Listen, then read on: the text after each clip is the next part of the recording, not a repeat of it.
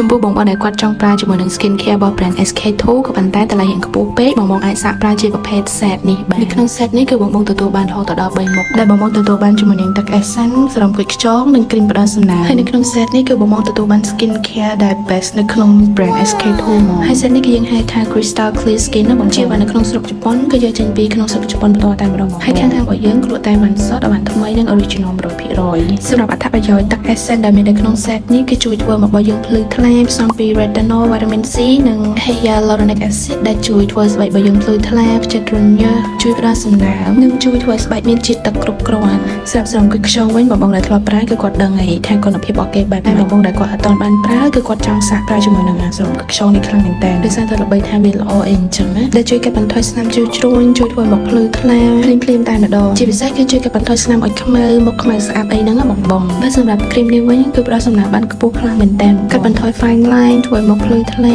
មានសំណើមនិងតូនឡូជាពិសេសគឺសំពី peony extract ដែលជួយកាត់បន្ថយការយាយធ្លាក់អីហ្នឹងបងបានយកសារនេះទៅប្រើហើយគឺដឹងថា the best ចឹងមកបងចង់បានជាមួយនឹងសារ SK2 មួយនេះបងអាចធ្វើការ inbox បាន